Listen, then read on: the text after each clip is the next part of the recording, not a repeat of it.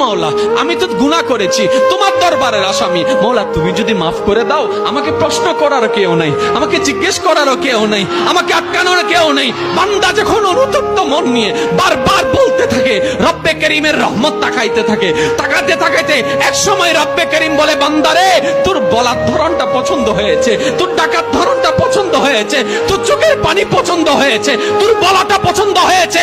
এবার মাওলা বলে, আমি তোর সারা জীবনের কত গুনাহ করছিস? বান্দা বলে, মাওলা 40,000 পার হয়ে গিয়েছে। কেউ বলে যে মাওলা পাহাড় পরিমাণ হয়েছে, কেউ বলে যে মাওলা আসমান পরিমাণ হয়েছে। এবার মাওলা বলে যে আমি মাফ করে দিলাম, আমি মাফ করে দিলাম, আমি মাফ করে দিলাম, আমি মাফ করে দিলাম, আমি মাফ করে দিলাম, আমার বান্দাকে আমি মাফ করে দিলাম। ফেরেশতা বলে, মাওলা এত বড় গুনাহগার, এত বড় আসামি, হাজার গুনাহগার, হাজারটা গুনাহ তওবা করেছে একবার, মাফ চেয়েছে একবার, তুমি মাফ করে দিলা, তুমি মাফ করে দিলা। রব্বে করিম বলে, মাফ করবো না তো কি করব? বান্দাটা কার দেখতে হবে না, বান্দাটা কার দেখতে হবে না, সে রহমানের কাছে মাফ চেয়ে যদি মাফ না পাই, তাহলে তো বিশ্বের কাছে মাথা নত হয়ে যাবে।